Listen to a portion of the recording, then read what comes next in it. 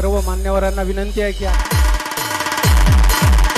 हो यानंतर मोगे साहेब बोला साहेब बोला.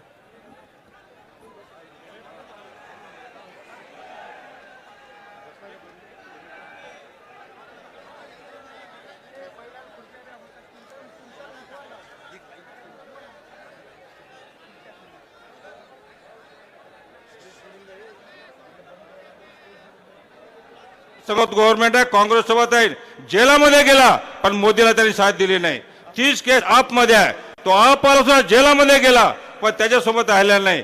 अशा प्रकारची भूमिका या देशातील लोकांनी घेतलेली आहे आणि म्हणून हे सरकार पाडण्याचा जे प्रयत्न करत आहे याचा अर्थ त्याचे 400 काय 200 सुद्धा खासदार येत नाही म्हणून ते घाबरून गेलेले आहेत. या दृष्टिकोनातून लोकशाहीला खतम करणारा यापूर्वी अनेक पंतप्रधान झाले.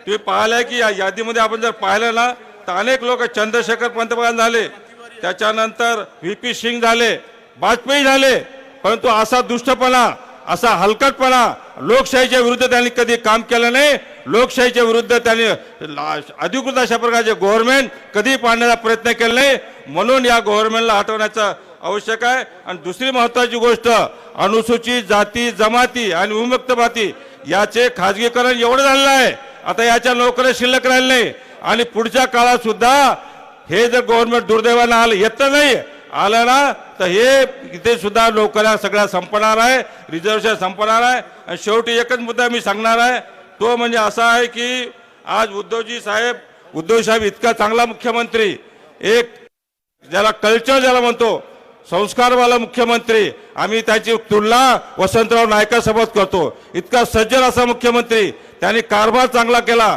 कोविडच्या काळात चांगला केला, परंतु त्याच्यासाठी या हलकट जे पैसेवाल्या लोकांनी किंवा खोके देऊन त्यांचे जे हाल केले आहे त्या हालचा बदला आपण महाविकास आघाडीने घेतलाच पाहिजे. अशा प्रकारची भूमिका आपण सर्वांनी घ्यावी अशा प्रकारची मी विनंती करतो.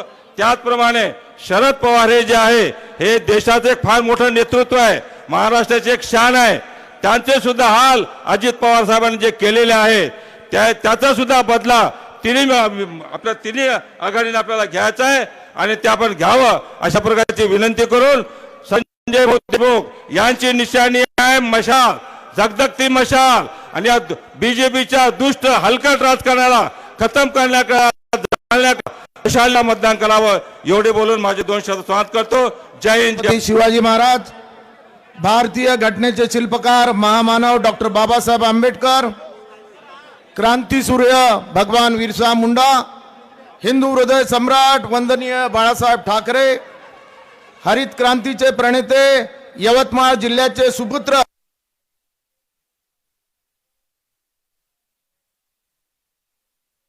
गांधी, वामनरावजी कासावार, आमचे मित्र खाजा बेग, प्रफुल्ल भाऊ मानकर, यायाती नायक, किशोरजी तिवारी, सुनील भाऊ धाबेकर, आदरणीय आमचे मोठे बंधू बाळासाहेब मांगुळकर, प्रवीण भाऊ देशमुख, बाळासाहेब मुनगीनवार, विश्वास भाऊ नांदेकर, मंचकावर उपस्थित असलेली आमची सर्व नेते मंडळी आणि वेगवेगळ्या गावातून आलेले आमचे सर्व वडीलधारी मंडळी, युवक मित्र मंडळी, बंधू आणि भगिनींनो, एवढ्या उन्हामध्ये आपण सर्वजण या ठिकाणी आलात त्याबद्दल मी आपल्या सर्वांचं या ठिकाणी मनापासून आभार व्यक्त करतो.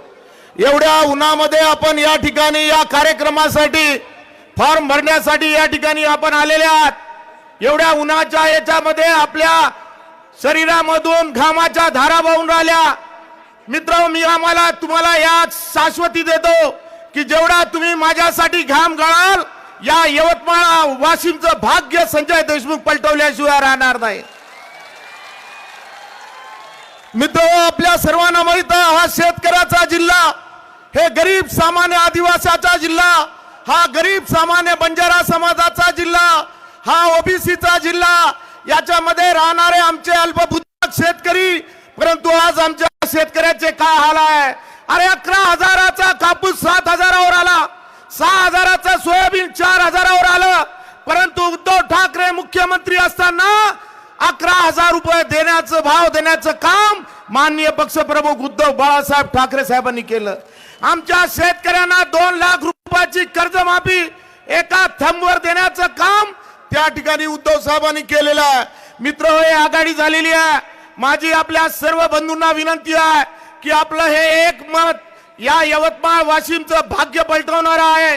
हे आपलं एक अमूल्य मत माझ्यावर विश्वास ठेवून, या आघाडीवर विश्वास ठेवून मशाल या चिन्हाचं बटन तुम्हाला दाबायचं आहे आणि निश्चितपणे या भागाचा विकास करण्याच्या संदर्भात मी सदैव तत्पर या ठिकाणी राहणार आहे. मित्र आपल्याला माहिती बेरोजगाराचे हाल आहे, शेतकऱ्याचे हाल आहे, छोटे छोटे व्यापारी आहे, त्यांना सुद्धा जीएसटी लागू केलेली आहे. व्यापारी सुद्धा संकटात आले आहे, मोठमोठे मॉल निर्माण झालेले आहे. आमचा छोटा व्यापारी सुद्धा या ठिकाणी बर्बाद झालेला आहे. म्हणजे या ठिकाणची जनता कोणी खुश नाही. तरुणांना काम नाही, शेतकऱ्याच्या मालाला भाव नाही, प्रचंड भ्रष्टाचार वाढलेला आहे. अधिकारी आणि पुढाऱ्याची युती झालेली आहे. तुम्ही कुठेही जा, तहसील मध्ये जा भ्रष्टाचार आहे, पोलीस स्टेशन मध्ये जा भ्रष्टाचार आहे, कोणत्याही शासकीय कार्यालयामध्ये जा, पैशाशिवाय काही काम होत नाही. आणि मोदी साहेब सांगत होते की मैं खाऊंगा न खाने दूंगा. अरे हे सटार खाऊ राहिले तुमचे आमदार खासदार, तुमचे मंत्री एवढे गब्बर झालेले आहे. या गब्बर लोकांना कुठेतरी जागा दाखवण्याची वेळ आलेली आहे. मित्र आपल्या सर्वांना माहित आहे की डीपी जळाली तर 15-15 दिवस आपल्याला डीपी मिळत नाही. काय आपल्या यवतमाळ जिल्ह्याचे हाल आपल्या सर्वांना माहित आहे की या ठिकाणी हिंदुस्तान लिव्हर लिमिटेड कंपनी होती, ती बंद पडली. ओरिएंट सिंटेक्स कंपनी होती, ती बंद पडली. रेमंडचे 4 युनिट होते, 2च चालू आहे, 2 बंद पडले. अरे तुम्ही सांगितलं होतं की 6 महिन्यात या ठिकाणची पाणी पुरवठ्याची योजना करू. 6 वर्ष झाले अजून पाणी पुरवठ्याची योजना यवतमाळमध्ये झाली नाही. अशा अनेक गोष्टी आहेत. 2003 मध्ये नाट्यगृहाचं काम सुरू झालं, 2023 झाले तरी यवतमाळचं नाट्यगृह अजूनही झालेलं नाही. 6 महिन्यात पाण्याची योजना करतो म्हटलं, आज या ठिकाणी 6 वर्ष होत आहेत, ते सुद्धा होत नाही. या ठिकाणचा यवतमाळ जिल्ह्याचा क्राईम रेट किती वाढलेला आहे. अहो यवतमाळ जिल्ह्यामध्ये, या शहरामध्ये सायकलला सायकल जर लागली तर खून होते, एवढा क्राईम रेट या यवतमाळ मध्ये लागलेला आहे. मित्र या भागाचा मी जर खासदार झालो तर कसे गुंडे बदमाश या ठिकाणी खून करतात याची प्रायश्चित्त मी या ठिकाणी करणार आहे. मित्र जे अधिकारी या ठिकाणी सत्ताळलेले आहे, जे अधिकारी पैशाच्या भरोशावर आमचं वावर मोजाचं असलं तर पैसे मागतात, त्यांना वळणावर आणण्याचं काम तुमच्या आशीर्वादाने संजय देशमुख केल्याशिवाय राहणार नाही. अरे आमदार खासदार कोणासाठी असले पाहिजे? आमदार खासदार हे सर्वसामान्य जनतेसाठी असले पाहिजे, गरिबासाठी असले पाहिजे, शेतकऱ्यासाठी असले पाहिजे, सामान्यासाठी असले पाहिजे, सर्व जाती धर्माच्या लोकांना घेऊन चालणारा खासदार असला पाहिजे. अरे आमच्या ताई म्हणतात की मी रेल्वे आणली. ताई 10 वर्ष झाले फक्त 30 किलोमीटर रेल्वे आणली आणि अंतर आहे 240 किलोमीटर, म्हणजे अजून 90 वर्ष लागणार आहे रेल्वे याला. ताईचं आपलं एवढं जोरदार काम आहे की अजून फक्त 30 किलोमीटर रेल्वे आली, 240 किलोमीटर अंतर आहे. एका वर्षात फक्त 3 किलोमीटरचं काम झालेलं आहे. या ठिकाणचे उद्योग मोदी साहेबांनी सर्व गुजरातमध्ये नेले. सर्वसामान्याला या ठिकाणी दिलासा नाही. या ठिकाणी आपल्या सर्वांना माहित आहे की हे जे सर्व मंडळी आहे यांना फक्त पैसा कमवायचा आहे. अरे हे कमिशन खोरी कुठेतरी बंद झाली पाहिजे. एका गावात तुम्ही रोड देता, पैसे घेतल्याशिवाय रोड देत नाही. नालीचं काम असलं तर पैसे घेतात, खासदार निधी देत असताना पैसे घेतात, जिल्हा परिषद मध्ये काम देत असताना पैसे घेतात. अरे पैसे खासाठी तुम्हाला लोकांनी निवडून दिलेलं आहे का? अरे गरीब आणि सामान्याचं पाप तुम्ही या ठिकाणी घेऊन राहिलेले आहे. अरे गरीबांनी सामान्य माणसाला मदत केली पाहिजे, गावाचा विकास झाला पाहिजे, सर्वसामान्य जनतेला आपला खासदार बनवून वाटलं पाहिजे. परंतु 4 वर्ष यायचं नाही आणि एका वेगळ्या पद्धतीनं काम करायचं. या ठिकाणी मित्र आपल्या सर्वांना माहित आहे, या ठिकाणी जे काही उमेदवार येतील ते येऊ द्या. या ठिकाणी जनता आमच्या सोबत आहे.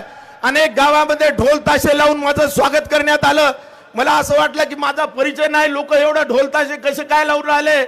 परंतु लोकांना हे माहित आहे की हे उमेदवार उद्धव बाळासाहेब ठाकरेचा उमेदवार आहे. हा उमेदवार काँग्रेस पक्षाचा उमेदवार आहे. हा उमेदवार राष्ट्रवादी पक्षाचा उमेदवार आहे. आमचे सहकारी पक्ष, आप पार्टी असतील, अनेक पार्ट्या आम्ही एकत्र झालेलो आहोत. मित्र मी एवढं सांगू इच्छितो की आपण मोठ्या संख्येने या ठिकाणी आलात, तुमचा विश्वास माझ्यावर दाखवला. मी तुमच्या विश्वासाला तडा जाऊ देणार नाही. मी कोणत्याही आमिषाला बळी पडणार नाही.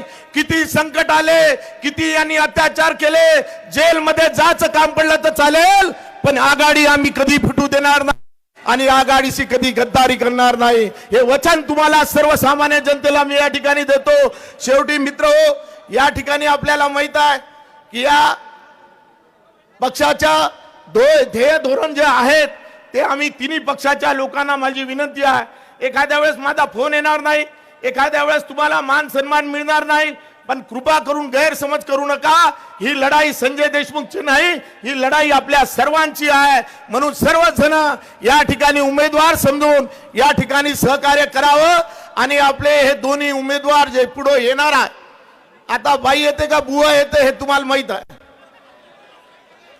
कोणी येऊ द्या, पैलवान कोणी तयारी असला तर हे सर्वसामान्य जनता आमच्या सोबत आहे. आता आम्हाला काळजी राहिली नाही. आपला आशीर्वाद, आपलं सहकार्य असत राहू द्या. मी निश्चितपणे विकासाची गंगा यवतमाळ वाशिम मध्ये आणल्याशिवाय राहणार नाही अशी खात्री देतो आणि माझे 2 शब्द संपवतो. जय हिंद, जय महाराष्ट्र. हाताला काम मिळावं यासाठी बांधता. इथं असणारा शेतकरी जर अडचणीत असेल तर ती अडचणी सोडवण्यासाठी तुम्ही बांधता. इथं असणाऱ्या माझ्या माता भगिनी जर सुरक्षित त्यांना वाटत नसेल तर त्यांच्यासाठी तुम्ही बंधन बांधायला पाहिजे होतं. पण तुमच्या भावाकडनं, मोठ्या भावाकडनं तुम्ही बंधन कशासाठी बांधून घेतलं? तुम्ही सुरक्षित राहावं म्हणून तुम्ही बांधता. अरे मग इथं असणाऱ्या जनतेचं काय? 4.5 वर्ष हे खासदार कुठं होते? तुम्ही बघितलं का या खासदारांना? अहो, इथं जर तुम्ही शेतकऱ्याला विचारलं ते वन्य प्राणीचे जे हल्ले होतात आणि शेतीला जे नुकसान होतं ते केंद्राकडनं आपल्याला सोडवता आलं असतं. पण गेल्या 20 वर्षामध्ये या खासदारांनी ती अडचण सोडवली का? मग कशासाठी खासदार तुम्हाला व्हायचंय? आज पलीकडे खासदार व्हायला कुणी इच्छुकच नाही, कारण का तुम्ही सर्वजण संजयराव देशमुखच्या आणि त्या ठिकाणी महाविकास आघाडीच्या पाठीमागे भक्कमपणे उभा राहिलेला आहेत. मला देशमुख साहेबांना विचारायचे, देशमुख साहेब तुम्ही भाषणामध्ये बोललात मला खासदार व्हायचं आणि मला माझ्यासाठी खासदार नाही व्हायचं, इथे असणाऱ्या जनतेसाठी खासदार व्हायचं, बरोबर का नाही? मग जर देशमुख साहेब तुमच्यासाठी खासदार व्हायला तयार आहेत, एका बलाढ्य शक्तीच्या विरोधात तयार आहेत, जर त्यांच्याकडे पैसा असताना सुद्धा हा साधा कार्यकर्ता त्या मोठ्या बलाढ्य शक्तीसाठी लढायला तयार आहेत आणि पलीकडच्या बाजूला जर कोणाला इच्छाच नसेल लढायला तर त्यांच्या पाठीमागे मतदान करून काय करायचंय? आपल्याला लढवया लोकांना, लढवया नेत्याला लढून द्यायचंय आणि आपल्या महाविकास आघाडीचे इथले भावी खासदार आणि तुमच्या सर्वांचे उमेदवार हे संजयजी देशमुख साहेबांच्या पाठीमागे हे आपल्या सर्वांना तिथं उभं राहायचंय. इथं असणारे काही लोक मला भेटले, त्यांनी मला सांगितलं काही प्रमाणात विकास काही तालुक्यांमध्ये झालाय. मी म्हणलं मग काय झालं? अहो, एक रोड नाही ते एक काम करण्यासाठी 30% कमिशन घेतली, दलाली घेतली, आहे का नाही खरं? मग आपापल्या तालुक्यामध्ये तुम्ही गेल्यानंतर तिथं महायुतीचा जो कुठला आमदार असेल, मंत्री असेल, ते जर तुम्हाला सांगत असेल 1000 कोटी रुपये आणले, तर मग 1000 कोटी त्या मतदारसंघामध्ये आले असतील तर त्यांना व्यक्तिगत खिशामध्ये किती रुपये गेले? 300 कोटी रुपये गेले. त्यामुळे विकासासाठी गेले नाहीत, हे स्वाभिमानासाठी गेलेलं नाहीत, हे फक्त स्वतःची घरं भरण्यासाठी तिथं गेलेली आहेत. आणि जे स्वतःचा विचार करतात त्यांना उत्तर हे लोकशाहीच्या माध्यमातून येणाऱ्या लोकसभेलाच आपल्या सर्वांना द्यावं लागेल. मग देणार का? नक्की का? ऊन लय तापले, गरम झाले, तर वातावरण गरम करायचं का नाही करायचं ते तुम्हीच करू शकता. आणि इथं आल्यानंतर तुमच्याकडे बघितल्यानंतर इथलं वातावरण महाविकास आघाडीच्या बाजूने गरम झालेलं आपण सर्वजण बघू शकतो. काय कपाशीची परिस्थिती आज? परवडतं का कपाशी आज? अहो, 2014ला जेव्हा भाजप सत्तेत येत होतं त्यांनी सांगितलं होतं पुढच्या 5 वर्षामध्ये शेतकऱ्याचं उत्पन्न आम्ही डबल करू. काय रेट कपाशीचे? 2013ला सुद्धा 7,500 ते 7,000 का 8,000 रेट होते आणि तुम्ही उत्पन्न डबल करायला निघाला होता. अहो, 10 वर्षानंतर तेवढेच रेट राहिले हो. खताचे रेट वाढले, डिझेलचे रेट वाढले, पेट्रोलचे रेट वाढले आणि कपाशीच्या बाबतीत तुम्ही जीएमचं जे आमचं बियाणं असतं त्याच्यावर काम न केल्यामुळे आमची उत्पादकता कमी झाली आणि आमचा हा कष्टकरी शेतकरी आज अडचणीत आलाय. मग इथं असणाऱ्या खासदाराला तिथं पडलं नव्हतं की तुमच्या भावाला जाऊन सांगायला की आमचं जीएमचं जे काय बियाणं आहे त्याच्यात थोडंसं काम करा, आमच्या शेतकऱ्याला परवडत नाही आणि 7,000 त्याचं घर चालत नाही, तर त्याला त्याच्या कापाशीला कुठंतरी 12,000 रेट मिळाला पाहिजे. एवढं धाडस इथं असणाऱ्या महायुतीच्या नेत्याला झालं होतं का नव्हतं? गप्प बसले सगळे. सोयाबीनची काय परिस्थिती इथं? परवडतंय का? अहो तुम्ही विकासासाठी महाविकास आघाडीला सोडून महायुतीमध्ये गेला. इथं असणाऱ्या कुठल्या तरी आमदाराने जे महायुतीमध्ये आहेत आमच्या पक्षात होते तेही सोडून गेले. आदित्य भाऊ ठाकरेंच्या मतदारसंघात होते तेही सोडून गेले. अरे पण त्या सोडून गेलेल्या लोकांनी तुमचा सोयाबीनचा प्रश्न मांडला होता का नव्हता? अरे मग कसला विकास? फक्त तुमचा विकास म्हणजे सगळा विकास का? मग अशा पद्धतीने ह्या गोष्टी होत असतील तर याचा विरोध हा आपल्या सर्वांना करायचा आहे. पण ते काय म्हणतील तुम्हाला माहिती का? मोदी साहेब तुम्हाला सगळ्यांना वर्षाला 6,000 रुपये देतात आणि शेतकऱ्याला 6,000 रुपये देतात, म्हणजे शेतकऱ्याला विकत घेतला असं ते म्हणत असतील. त्याला उत्तर देणार का? मला स्वाभिमान आहे. तुम्ही दिलेले हे पैसे आम्हाला नको, पण आमच्या सोयाबीनला भाव द्या, आमच्या कपाशीला भाव द्या. जर आमच्या सोयाबीनला आणि कपाशीला 4-5 रुपये जर जास्त किलोला मिळाले तर कदाचित आमच्या हातामध्ये 1.5 लाख रुपये जास्त येतील. पण त्याच्याकडे तुम्ही दुर्लक्ष करता आणि 6,000च्या गप्पा तिथं घेता आणि आमच्या मतं विकत घेता. नाही पटणार, नाही आम्ही सहन करणार, हे सांगण्याची वेळ या लोकसभेला आलेली आहे.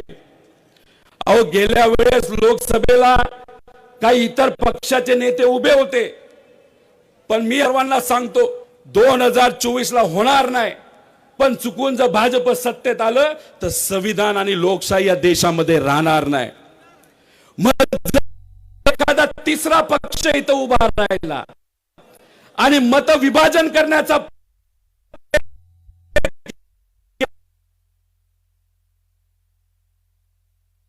अजून चालणार नाही. जर असंच जर आपले तिसरा पक्ष कुठला तरी उभा राहिला आणि मतं त्याच्याकडे गेली आणि चुकून जर हेच खासदार जर इथं निवडून आले तर याचं नुकसान हे आपल्या सर्वांना त्या ठिकाणी होईल. त्यामुळे कुठेतरी तुम्ही समजून घ्या, मतं फाटाफाटी नको. महाविकास आघाडीचं मशाल या चिन्हावर संजयजी देशमुख जे उभे आहेत त्यांच्या पाठीमागे भक्कमपणे आपल्या सर्वांना तिथं उभं राहायचं. त्यांचा उमेदवार कदाचित बदलला जाईल असंही म्हणलं जातं. संजयजी राठोड साहेबांना कदाचित तिथं तिकीट मिळू शकतं. भावनिक राजकारण चालणार नाही. निष्ठा ही आपल्या सर्वांची महत्वाची आहे. आणि समजा चुकून जर संजय राठोड साहेबांना भाजपकडनं महायुतीकडनं जर तिथं तिकीट मिळालं तर मी त्यांना आव्हान करतो, चित्रा वाघ ताईंना इथं तुम्ही प्रचारासाठी बोलवा. महिलांचा सन्मान आमच्यासाठी महत्वाचा आहे. संत सेवालाल महाराजांनी ही शिकवण आम्हाला दिली. छत्रपती शिवाजी महाराजांनी सुद्धा ही शिकवण आम्हाला दिली. महिलांचा स्वाभिमान हा जपलाच पाहिजे, महिलेचा मान हा केलाच पाहिजे. त्यामुळे या इलेक्शन मध्ये तुम्हाला उत्तर देत असताना अनेक विषयाला उत्तर द्यायचंय, पण मतदान करत असताना फक्त महाविकास आघाडीचंच एक चिन्ह, ते म्हणजे कुठलं चिन्ह आहे आपलं? कुठलं? मशाल हे चिन्ह आहे. उमेदवार कोण? राहणार ना पाठीमागे. इथं जे जे सभेसाठी आलेले त्यांनी आपापल्या गावामध्ये फोन करायचा, आपापल्या नातेवाईकांना फोन करायचा आणि सगळ्यांना सांगायचं की संजयजी देशमुखांना आपल्याला 3 लाख मताधिक्याने निवडून द्यायचे. 3 लाख. आता संजयराव देशमुख हे आपले खासदार नव्हते, पण तुमचे खासदार जेव्हा दिल्लीमध्ये बिझी होते हे तुमच्यात होते. सामाजिक संघटनेच्या माध्यमातून इथं ते चांगलं काम करतात. विविध त्यांच्या संघटनेत जेव्हा इथं लोक अडचणीत होते तेव्हा इथं संजयजी देशमुख, त्यांचा मित्र परिवार, महाविकास आघाडीचे सर्व नेते हे तुमच्या बाजूली तिथं उभे राहिले. त्यामुळे आपला माणूस पाहिजे, लोकातला माणूस पाहिजे, आणि आपला माणूस या मतदारसंघाचा हा संजयजी देशमुख आहे. त्यामुळे त्यांच्या पाठीमागे भक्कमपणे तुम्ही उभं राहा. आणि जाता जाता एकच सांगतो की श्री पोहरा देवीचं दर्शन करण्यासाठी मी अनेक वेळा आलेलो आहे, काही दिवसांपूर्वी सुद्धा आलेलो होतो. आणि मी हेही तिथं ऐकलेलं आहे की मनापासून जर आपण तिथं प्रार्थना केली तर ती प्रार्थना आपली खरी होती. आणि तिथं प्रार्थना करत असताना इथं असणाऱ्या लोकांचं भलं हो, या महाराष्ट्रातल्या लोकांचं भलं हो. हे जे काय तोडाफोडीचं राजकारण बस कर आणि फक्त सामान्य लोकांच्या हिताचं राजकारण याच्या पुढे झालं बाहेर असा आशीर्वाद आमच्यासारख्या कार्यकर्त्याला दे, असं देवीसोबत तिथं मी प्रार्थना केली होती. पण अजून एक गोष्ट मला माहिती आहे, जे गद्दार आहेत, जे निष्ठावंत नाहीत आणि खास करून जे महिलांचा मान सन्मान करत नाहीत, अशा लोकांना आशीर्वाद देवी कधी देत नाही असं त्या ठिकाणी माझ्यासारख्याला वाटतं. त्यामुळे जाता जाता एकच प्रश्न तुम्हा सर्वांना आहे. पुढे बलाढ्य शक्ती आहे, पैसा आहे, दडपतंत्र आहे, पोलिसांचा वापर केला जाईल, भूत ताब्यात घेतला जाईल. तेव्हा तुम्ही एकत्रित आल्याशिवाय, तुमची एकत्रित ताकद तिथं दाखवल्याशिवाय तिथं कधी होणार नाही. संविधान टिकवायचंय, डॉक्टर बाबासाहेब आंबेडकरांनी दिलेलं संविधान हे आपल्याला टिकवायचंय. पण त्यासाठी आपल्या सर्वांना एकत्रित यायचंय आणि अख्ख्या भारताला एक संदेश द्यायचा आहे की आमची मराठी माणसं, ते सुद्धा स्वाभिमानी मराठी माणसं, दिल्ली समोर एवढंच मनामध्ये ठेवा आणि ताकदीने लढा. आपल्याला लढायचंय आणि फक्त लढण्यासाठी लढायचं नाही, तर लढायचं पण आहे आणि जिंकायचं सुद्धा आहे. एवढंच या ठिकाणी सांगतो आणि आपल्या सर्वांची रजा घेतो.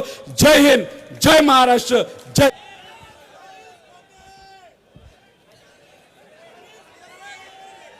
जेवल्यात का सगळे?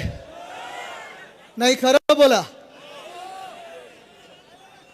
तुमची माफी मागतो मी सर्वप्रथम, कारण मला माहिती आहे ऊन आहे, उष्णता वाढत चाललेली आहे, अनेक लोक वेगळ्या वेगळ्या गावातून आलेले आहात आणि जेवलेही नाही आहात. तरी देखील हे सगळं वातावरण पाहून आज पक्का झालेलं आहे की यवतमाळ वाशिम आपण जिंकणार म्हणजे जिंकणारच. कारण तुम्ही कोणी भाड्याने आलेलं नाही आहात, खेचून आणलेलं नाहीये.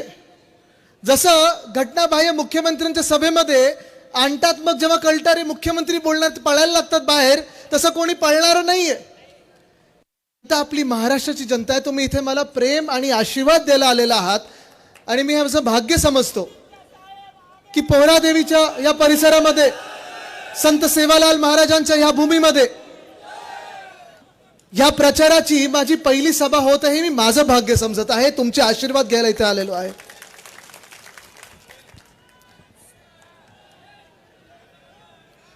थोडं बसून घ्या, थोडं बसून घ्या. बसतील बसतील सगळे बसतील. आपल्याला गद्दारांना बसवायचं, हे उभे राहिले तरी चालतील. आज देशात वातावरण बदलत आहे, परिवर्तनाचे वारे व्हायला लागलेले आहेत आणि मला ही खात्री पटलेली आहे, गेले 2-2.5 वर्ष जे काही मी महाराष्ट्रात पाहत आहे, प्रत्येक कानाकोपऱ्यात पाहत आहे, महाराष्ट्राच्या प्रत्येक जिल्ह्यात जे पाहत आहे की जो बदल घडणार आहे, तो बदल घडवण्यामध्ये सगळ्यात अग्रेसर राज्य जे राहील तो आपला महाराष्ट्र राहील. का आपला स्वाभिमानी महाराष्ट्र आहे आणि महाराष्ट्र कधी अन्याय सहन करत नाही. मी प्रेसच्या काही लोकांना विनंती करीन की आपण कॅमेरा सेट करून थोडं बसून जा, म्हणजे मागे पण लोकांना दिसू शकेल. मोबाईल फोनवाल्यांना विनंती आहे, जरा बसून घ्या प्लीज. दिसतोय का आता मी? ठीक आहे, बसून घ्या, बसून घ्या. माझा आवाज येतो ना सगळीकडे? ठीक आहे. परवाकडेच आम्ही आपल्या इंडिया आघाडीची दिल्लीत सभा होती आणि दिल्लीतली ही काही प्रचाराची सभा नव्हती, निवडणुकीची सभा नव्हती, पण तिथे सुनीता केजरीवाल ताई असतील किंवा कल्पना सोरेन ताई असतील, या दोघी आपल्या ज्या बहिणी आहेत, अरविंद केजरीवालजींच्या धर्मपत्नी आणि हेमंत सोरेनजींच्या धर्मपत्नी, यांना ताकद देण्यासाठी सभा होती. कारण त्या दोघी एका महाशक्ती विरुद्ध लढत आहेत, जी महाशक्ती आता तानाशाही होत चाललेली आहे. दिल्लीतलं जे वातावरण पाहिलं मी तुम्हाला आज सांगतो, मी इकडे उभं राहून तुम्हाला दावा करून सांगतोय, खात्रीने सांगतोय की दिल्लीतल्या 7च्या 7 जागा काँग्रेस आणि आम आदमी पक्ष जिंकणार म्हणजे जिंकणारच. वातावरण बदलत चाललंय. मी तेजस्वी यादवांशी त्या दिवशी गप्पा मारत होतो, कधी कधी मी त्यांच्याशी फोनवर बोलत असतो. एक दोनदा जाऊन त्यांना बिहारमध्ये जाऊन भेटलो आणि तिथे देखील बिहारमध्ये देखील परिवर्तन होणार आहे. वातावरण जे आहे, भाजपाचे जे 3 मित्रपक्ष आहेत, कुठे कोणी सांगू शकेल का मित्रपक्ष कोण आहेत भाजपचे? गद्दारांना वापरलं जातं, गद्दार मित्र पण वापरत नाहीत. बरोबर आहे. ईडी, सीबीआय, आयटी, किती लोकांनी ऐकलं यांच्याबद्दल? हात वरती करून सांगा मला. ऐकलं ना सगळ्यांनी? हे 3 मित्रपक्ष जे आहेत, ऐन निवडणुकीत त्यांनी अरविंद केजरीवालजींना अटक केलेली आहे, हेमंत सोरेनजींना अटक केलेली आहे, 2 मुख्यमंत्र्यांना त्यांनी अटक केलेली आहे. का? तर ते भाजपच्या विरोधात लढाई करत आहेत, लढत आहेत, भ्रष्टाचारी लोकांच्या विरोधात लढत आहेत, म्हणून ह्या 2 मुख्यमंत्र्यांना त्यांनी अटक केलेली आहे. या 2 अटकेमुळे आपल्या देशाची, आपल्या भारताची, आपल्या हिंदुस्थानाची बदनामी जगभरात झालेली आहे. भाजपाने ती बदनामी आपल्या देशाची जगभरात केलेली आहे. त्याचं उत्तर हे आपल्याला द्यायचं आहे. गेले 10 वर्ष असेल, गेले 5 वर्ष असेल, ज्या अन्यायाच्या विरुद्ध आपण लढत आहोत, 2019 पासून जो अन्याय सहन करत आलेलो आहोत. कालच मला वाटतं एप्रिल फुल डे होता, बरोबर आहे. काल कोणाला तर मी फोन केला, मी बोललो, अरे एप्रिल फुल डेच्या तुम्हाला शुभेच्छा देतो. ते बोलतात, साहेब एप्रिल फुल डेची गरज नाही आपल्याला, आपल्या देशात अच्छे दिन आपण साजरे करतच आहोत. गेले 5 वर्ष असेल, गेले 10 वर्ष असेल, एकामागोमाग एक जुमल्यांबद्दल आपण ऐकत राहिलो. आपण शिवसेना म्हणून पण त्यांना बळी पडलो होतो. 25 वर्ष त्यांचे मित्रपक्ष म्हणून त्यांच्या सोबत राहिलो. जेव्हा त्यांच्यासोबत कोणीही नव्हतं, जेव्हा भाजपसोबत कोणीही नव्हतं, तेव्हा आपण शिवसेना म्हणून त्यांच्या सोबत उभं राहिलो, त्यांच्या कठीण काळात उभे राहिलो. पण त्यांचे जेव्हा अच्छे दिन आले आणि आपण त्यांना विचारलं की आता तुमचे तर अच्छे दिन आले, आम्हाला सांगा आमच्या देशाचे अच्छे दिन कधी येतील, तेव्हा आपल्यासोबत युती त्यांनी तोडली. होय, त्यांनी युती तोडली होती 2014 मध्ये. आणि तेव्हा आपल्याला जेव्हा बाहेर काढल्यानंतर सांगितलं आपण धोका दिला. 2019 मध्ये पण असंच झालं. लोकसभेसाठी आपल्याला वापरून घेतलं. यूज अँड थ्रो हीच त्यांची पॉलिसी राहिलेली आहे. आणि ती यूज अँड थ्रो, वापरा आणि फेका, हे जे धोरण आहे त्यांचं, हे आपल्याला आता दिसून येत आहे. जे 40 गद्दार आमदार आणि जे काही त्यांच्याबरोबर खासदार गद्दार गेलेले आहेत, त्यांची काय स्थिती झालेली आहे आज तुम्ही मला सांगा. आपल्याकडून ठळकपणे आपण संजयजींना जेव्हा उमेदवारी दिली, लोकांसमोर दिली, तुमच्यात फिरणारा माणूस आहे की नाही तो? संजयजी तुमचं काम करतात की नाही करत? तुमच्या सोबतच राहतात की नाही राहतात ना. मग तुम्ही मला सांगा, जर आपण महाविकास आघाडी म्हणून आपले उमेदवार जाहीर केलेले आहेत, होर्डिंगवर आहेत, बॅनरवर आहेत, तुमच्या मनात आहेत, तुमच्या हृदयात आहेत, आणि लवकरच तुम्ही त्यांना दिल्लीला पाठवणार, ही मला खात्री पटलेली आहे. पण तुम्ही मला सांगा, समोरून उमेदवार जाहीर झालेत की नाही झालेत? भाजपाचे उमेदवार राहणार की गद्दारांचे उमेदवार राहणार? मिंदी गटाचे उमेदवार राहणार की भाजपाचे उमेदवार राहणार? 72 तास राहिलेले आहेत निवडणुकीचा फॉर्म भरण्यासाठी, पण अजून पण तिथे विरोधक नाहीये. आणि हे एक चांगलं चित्र आहे. संजयजी तुम्हाला घाबरलेत, शिवसेनेच्या आणि काँग्रेसच्या आणि राष्ट्रवादी काँग्रेसच्या या ताकदीला, मित्रपक्षांच्या ताकदीला घाबरलेले आहेत. आणि म्हणून समोरून उमेदवार कोणीच नाहीये. कदाचित दोघांमधून कोणाचाही जॅकपॉट लागू शकतो. बोली कदाचित लावली असेल, आम्ही एवढे देतो, तुम्ही तेवढे देतो, कारण यांचं एवढ्याच्यातच काम चालतं. खोके धोके, धोके खोके, खोके धोके, धोके खोके. आता जनता सांगेल, बहुत हुए धोके खोके, अभी घर बैठो रोके रोके. पण हे वातावरण, असं वातावरण बदलेल हे कोणी अपेक्षा केली नव्हती. आपल्याला माहितीये, गेल्या 5 वर्षामध्ये आपण 2 की 3 सरकार पाहिलेत. एक सकाळची जी शपथविधी झालेली, ते पण 72 तासाचंच सरकार होतं, ते पण धोक्याचंच सरकार होतं. मग नंतर आपलं महाविकास आघाडीचं सरकार बनलं. आणि ते महाविकास आघाडीचं सरकार म्हणजे शिवसेना, काँग्रेस, राष्ट्रवादी काँग्रेस, आपले सगळे मित्र पक्ष, सगळ्यांना एकत्र घेऊन आपण जे सरकार बनवलं, ते ह्या महाराष्ट्रातल्या प्रत्येक व्यक्तीचं सरकार होतं. वाटायचं की होय, हे माझं सरकार आहे. महिलांना खास करून वाटायचं की माझा कुटुंब प्रमुख उद्धव साहेब ठाकरे जो माझा मोठा भाऊ आहे तो मुख्यमंत्री म्हणून बसलाय, वाटायचं की नाही वाटायचं? इथे मोठ्या संख्येत महिला बसलेल्या आहेत. शेतकऱ्यांना वाटायचं. महाराष्ट्रभरात ज्या ज्या जिल्ह्यात मी गेलेलो आहे, ज्या तालुक्यांमध्ये गेलो, ज्या ज्या बांधावर गेलेलो आहे, तिथे शेतकरी बांधव मला सांगतात आणि खास करून माईक घेऊन हातात घेऊन सांगतात की उद्धव ठाकरेंनी जी कर्जमुक्ती आमच्यासाठी केली होती ती आमच्यापर्यंत पोहोच, पण आधीच्या आणि नंतरच्या कर्जमुक्ती ह्या फसव्या होत्या. बरोबर की नाही?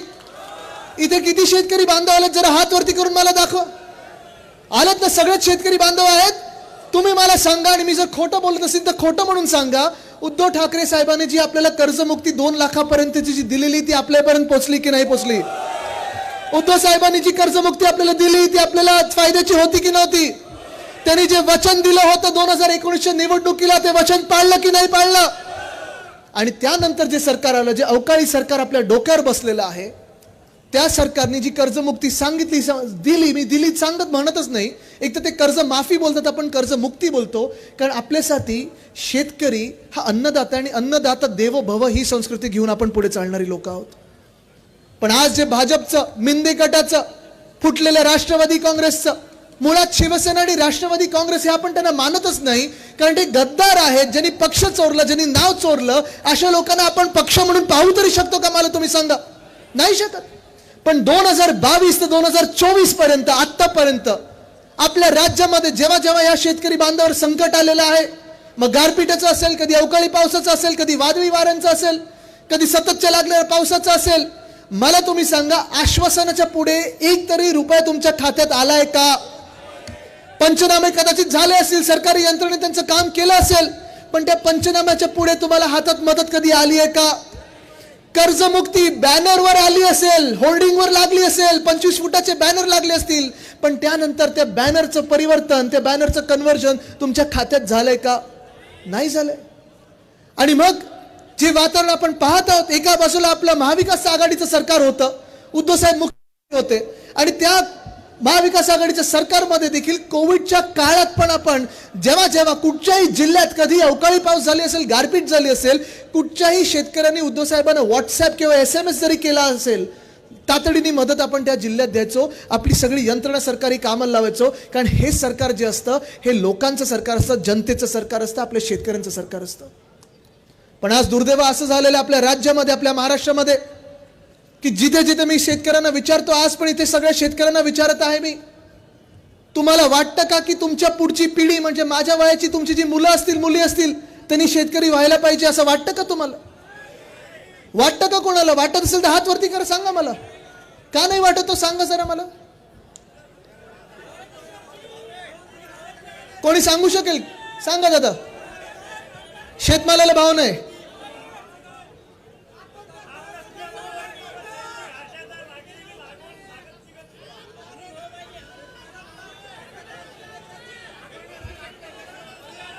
मला तुम्ही सांगा, जर तुम्हाला वाटत असेल की तुमच्या पुढच्या पिढीने शेतीत येऊ नये, कापसाला भाव नाही, सोयाबीनला भाव नाही, खताचे भाव वाढत चाललेले आहेत, डिझेल पेट्रोलचे भाव वाढत चाललेले आहेत, वीज येते ती रात्री आली तर कधी येते, बरोबर बोलतो ना मी? आता हे सगळं जर होत असेल, मग तुमच्या मुलांनी कुठे जावं असं वाटतं तुम्हाला? MIDC शहराकडे नोकरी मिळायला पाहिजे, बरोबर आहे? आपली पुढची पिढी जी असते, जी मुलं मुली आहेत, तुम्ही त्यांना शिकायला शाळेत पाठवता, कॉलेजमध्ये पाठवता, कॉलेजचं सगळं शिक्षण झाल्यानंतर तुम्ही मला सांगा, नोकऱ्या आपल्या गेल्या 2-2.5 वर्षात आल्या आहेत का? एक तरी नवा रोजगार उपलब्ध झालाय का? नवी कुठची इंडस्ट्री आली आहे का? नाही आली आहे. कारण आपल्या ह्या ज्या इकडच्या मिंदे सरकारनी, भाजप सरकारनी जे काही उद्योग असतील ते कुठे पाठवले आहेत? गुजरातला. वेदांता फॉक्सकॉन असेल, एअरबस टाटा असेल, बल ड्रग पार्क असेल, मेडिकल डिव्हाइस पार्क असेल, हे सगळं पाठवलं त्यांनी गुजरातला. आणि अशा ठिकाणी पाठवलेलं आहे, अशा ठिकाणून उचलून पाठवलेलं आहे जिथे हमखासपणे आपल्या राज्यात 100% ह्या नोकऱ्या आपल्याला मिळाल्या असत्या, त्या सगळ्या नोकऱ्या गुजरातला. मग नक्की आपण करायचं तरी काय? कृषी क्षेत्राला पाहतोय आपण कोलमडत चाललेलं आहे, उद्योग क्षेत्र कोलमडत चाललेलं आहे. तिसरं मग आपण जातो कुठे? स्पर्धा परीक्षा, तलाठी भरतीसाठी आपण बघत असतो, कधी नोकर भरती, कधी पोलीस भरती असेल, पण मध्यंतरीच्या काळामध्ये मी बघितलं, मी वाचलं होतं हे पेपरमध्ये, तुम्ही वाचलं की मला माहित नाही, 200 मार्काचा पेपर होता, मार्क मिळाले किती? 214. का ईव्हीएम मध्ये तुम्ही एक्झाम दिली? हाच मुद्दा आहे. आणि आज तुम्हाला मी शब्द देत आहे, मी इथे आहे, रोहित पवारजी आहेत, आम्ही सगळे तुम्हाला शब्द देत आहोत की ज्या मिनिटाला आपलं सरकार बनेल आपण असा एक कायदा आणू की जो कोणी पेपर फोडेल आपलं सरकार त्याला फोडेल असा कायदा आपण आणू. कमीत कमी 10 वर्षाची सजा झाली पाहिजे. पण आज देशामधलं चित्र जे आहे ते भयानक होत चाललेलं आहे. लोकशाहीला धोका आहे, संविधानाला धोका आहे.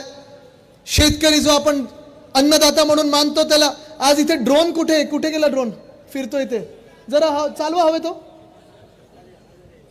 हवा गेली का? एवढी सगळे आपले शिवसैनिक आणि महाविकास आघाडीचे कार्यकर्ते बघून विरोधी पक्षाचा ड्रोन आहे की काय? हा जो ड्रोन फिरत होता ना तुमच्या डोक्यावर, असाच ड्रोन केंद्र सरकारनी, भाजपाच्या केंद्र सरकारनी आपले जे शेतकरी बांधव पंजाबमधून, हरियाणामधून, छत्तीसगडमधून जे दिल्लीकडे चालले होते ना, अशाच ड्रोन नुसतं फोटो काढण्यासाठी नाही तर अश्रुधूर सोडण्यासाठी हा त्यांच्यावर सोडला होता. आज मी तुम्हाला एवढंच विचारायला आलेलो, जास्ती वेळ घेणार नाही कारण आता फॉर्म भरायला पुढे निघायचं, आपल्याला मोठी रॅली पण आहे. पण आज मी तुम्हाला एवढंच विचारायला आलेलो आहे की जे केंद्र सरकार, जे भाजपा सरकार ज्यांनी 2014 मध्ये सांगितलं, ज्यांनी 2019 मध्ये सांगितलं, जुमला केला, त्यांनी सांगितलं होतं की आम्ही शेतकऱ्याचा जो काही हमी भाव आहे तो दुप्पट करू, उत्पन्न दुप्पट करू. दुप्पट झालंय का? 2014 मध्ये पण खोटं बोलले होते की आम्ही स्वामीनाथन आयोग लागू करू. त्या स्वामीनाथन साहेबांना त्यांनी भारतरत्न दिलं, पण दिल्लीच्या बॉर्डरवर शेतकऱ्यांवर ज्यांनी लाठीचार्ज केला, हे शेतकरी बांधव त्या भाजप आणि गद्दाराला मतदान करणार का? जे महिला, आज इथे महिला मोठ्या संख्येने आल्यात, जर हात वरती करून मला इथे आशीर्वाद द्या तुम्ही सगळ्या महिलांनी. ज्या महिलांना आज मी तुम्हाला खास करून विचारायला आलोय, महिलांचा जो अपमान सतत होत या राज्य सरकारमध्ये ते तर आहेच, आपल्याला बघतोय आपण. ज्यांनी काही महिला खासदारांना घाणेरडी शिवीगाळ केले ते देखील कॅबिनेट मंत्री म्हणून बसलेत. आणि ह्याच जिल्ह्यातले ज्यांनी महिलांवर अत्याचार केलेले आहेत, त्यांच्यावर आरोप भयानक झालेले आहेत, असे देखील मंत्रिमंडळात बसलेले आहेत. पण त्याच पलीकडे काय जाऊ दे, आता जास्ती काय बोलत नाही त्यांच्यावर, तुम्ही काय निकाल द्याल तर द्याल. पण आज मी तुम्हाला विचारायला आहे की ज्या भाजपाने बिल्किस बानोचा ज्यांनी रेप केला त्याचा सत्कार करण्या, त्या रेपिस्ट ज्यांनी अत्याचार केला त्या अत्याचाऱ्यांचा ज्यांनी सत्कार केला, ज्यांची आरती ओवाळली, अशा तुम्ही पक्षाला मतदान करणार का? कारण आपलं जे काही संस्कृती आहे, जे काही आपली शिकवण आहे, जी हिंदू सम्राट बाळासाहेब ठाकरेंनी आपल्याला सांगितलेलं आहे की महिलांचा सन्मान झालाच पाहिजे. ती महिला कुठच्याही जातीची असो, धर्माची असो, महिलांचं सन्मान आणि संरक्षण झालंच पाहिजे. अशा पक्षाचे आपण आहोत. ही संस्कृती आपली आहे. आपल्याला विचार करायचा आपला देश जाणार कुठे. आजकडे संपूर्ण महाराष्ट्रात आपण पाहतोय चित्र बदलत चाललेलं आहे, चित्र आपल्या बाजूने होत चाललेलं आहे, चित्र इंडिया आघाडीच्या सोबत चाललेलं आहे. आणि उद्धव साहेबांनी जो नारा दिल्लीत दिलेला आहे तो नारा मी इथे पुन्हा एकदा देणार आहे. आपण पण द्या आणि घरोघरी जाऊन द्या. अब की बार भाजपा तडीपार. पुन्हा एकदा बोलायचं, अब की बार. प्रचार सभा आपले होतील, रोड शो आपले होतील, तुम्ही घरोघरी जाल, प्रचार कराल. पण मी आज तुम्हाला एकच विचारणार आहे, पुन्हा विचारणार आहे, रोहितजींनी विचारलेलं आहे, माणिकराव ठाकरे साहेबांनी विचारलेलं आहे, आपलं चिन्ह कुठचं? आपल्याला आता विचार करून पुढे निघायचं आहे. कारण एवढंच सांगतो, हीच ती संधी आहे. 10 वर्ष आपण थांबलेलो आहे. 2024 परिवर्तन घडणार म्हणजे घडणारच. आणि ते परिवर्तन घडवणारे जे सगळे मावळे आहेत ते माझ्या समोर बसलेले आहेत. जर तुम्ही सगळे एकत्र राहून मला सांगणार असाल की आपलं सरकार येणार, केंद्रात येणार म्हणजे येणार, हात वरती करून मला आशीर्वाद द्या, हात वरती करून आशीर्वाद द्या. आणि हे हात वरती असतानाच आजूबाजूला बघा, ही जी तुमच्या समोर किती मोठी महाशक्ती आली तरी कोणी तुम्ही आडवं केल्याशिवाय. धन्यवाद. जय हिंद, जय महाराष्ट्र, वंदे मातरम.